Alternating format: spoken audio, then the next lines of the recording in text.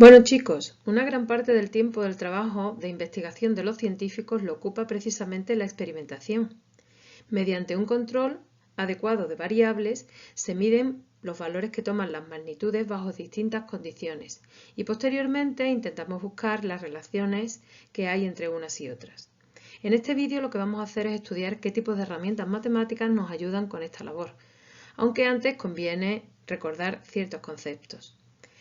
¿Qué es una magnitud? Pues una magnitud es toda propiedad o característica de los sistemas que se pueda medir, es decir, que podemos comparar con una cantidad arbitraria definida de esa magnitud que tomamos como referencia y a la que llamamos unidad.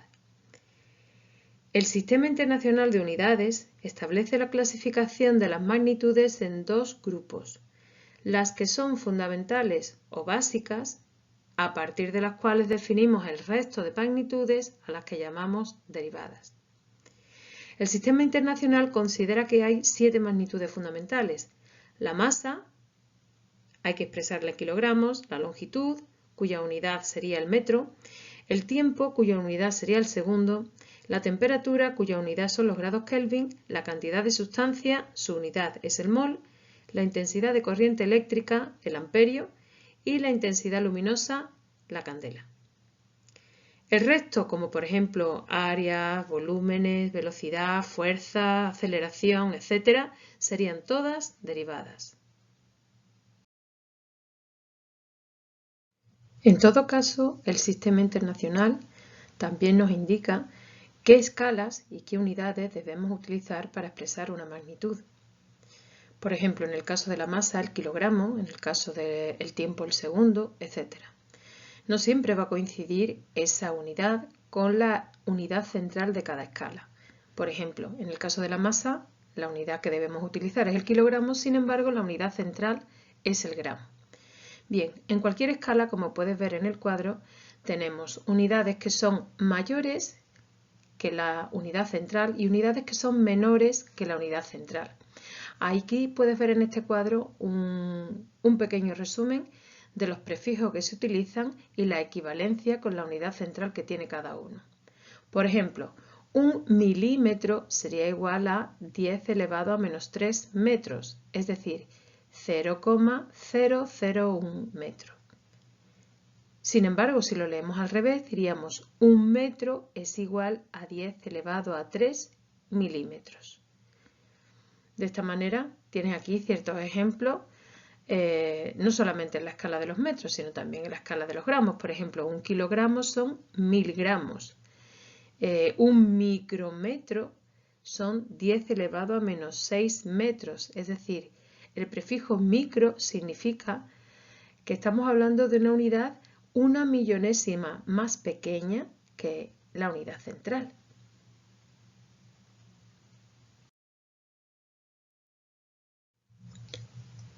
¿Qué ocurre si queremos o necesitamos hacer un cambio de unidades? Pues para ello lo que hacemos es utilizar el método de los factores de conversión. Mirad, un factor de conversión no es más que una fracción, con su numerador y su denominador. Pero las cantidades que escribo tanto en el numerador como en el denominador son equivalentes. La única diferencia es que van expresadas en una unidad distinta. ¿Cuál será la unidad que coloque en el numerador y cuál será la que coloque en el denominador? Pues va a depender precisamente de cuáles son las unidades que yo quiero que desaparezcan y las nuevas que aparecen y a las que quiero convertir. Vamos a verlo con un ejemplo, pues será más sencillo. Por ejemplo, expresar en unidades del sistema internacional una velocidad de 90 km por hora. Primero tenemos que identificar cuáles son las unidades que queremos cambiar. El kilómetro lo queremos pasar a metros, las horas las queremos pasar a segundos. Dos cambios, por lo tanto tendremos que multiplicar la cifra original por dos factores. Escribimos la cifra, escribimos su unidad en forma de fracción y a continuación multiplicamos por dos factores. El primero lo vamos a utilizar para cambiar de kilómetros a metros. Como los kilómetros originalmente están en el numerador, para poder simplificar y que desaparezcan, tendré que escribirlos en el denominador. Por tanto, metros iría en el numerador. Y ahora completo. La unidad mayor es el kilómetro, por lo tanto, 1 kilómetro equivale a 1000 metros. Pasamos al segundo factor. Con el segundo factor quiero cambiar de horas a segundos.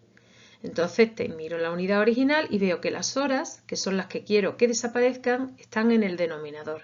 Por lo tanto, en el factor, en azul, lo tendré que escribir en el numerador. Y debajo aparecerán los segundos. Una hora equivale a 3600 segundos. Bueno, pues ya repasadas las unidades, hago las operaciones con los números 90 por 1000 dividido entre 3600 y eso da un resultado de 25 metros partido por segundo. Bien, prueba tú ahora con otro valor. Por ejemplo, ¿cuál sería el valor de una densidad de 1,4 kilogramos partido por metro cúbico expresado en gramos partido por mililitros? Bien, para un momento el vídeo, inténtalo tú y después ver la solución.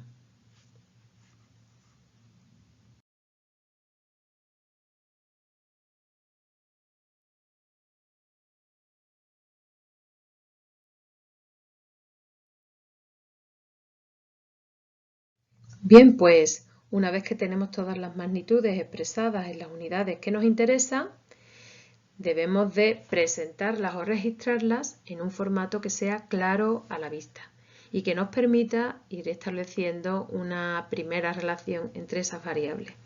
Utilizaremos, por tanto, tablas, como la que aparece en la figura.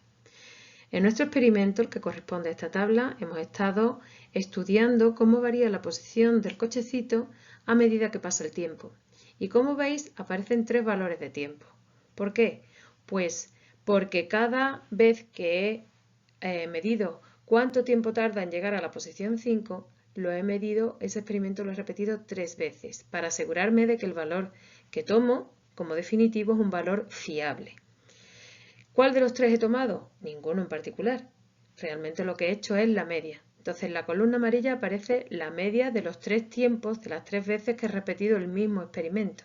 Y en la columna verde aparecen las diferentes posiciones que corresponden a ese tiempo. Como estáis viendo en un caso sencillo como este, prácticamente somos capaces de establecer la relación entre la posición y el tiempo simplemente con mirar la tabla. Pero no va a ocurrir eso normalmente. Entonces, una vez que tenemos estos datos en las tablas, debemos de hacer una representación gráfica de ellos. En nuestro caso, tenemos que representar la posición en el eje de ordenadas frente al tiempo en el eje de abscisas, el horizontal. Y obtendremos, en nuestro caso, una línea recta que pasa por el origen de coordenadas. Si nos fijamos, si hacemos pequeñas divisiones en el eje del tiempo de forma que tomamos trocitos o intervalos de tiempo iguales, a estos intervalos de tiempo le corresponde siempre la misma distancia. Quiere decir que en el mismo tiempo el cochecito se ha desplazado los mismos metros.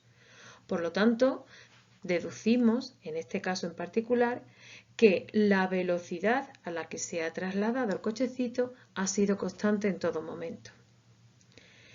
Bien, pues si ves la segunda parte de este vídeo, podrás comprender y podrás aprender qué tipos de gráficas nos van a salir durante este curso y qué ecuación matemática nos da la relación entre la variable y variable dependiente y la variable que representamos en el eje X o variable independiente.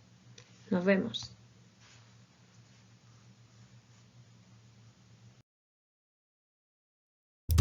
Te recomiendo que veas la segunda parte de este vídeo donde estudiaremos los tipos de gráficas. Chao.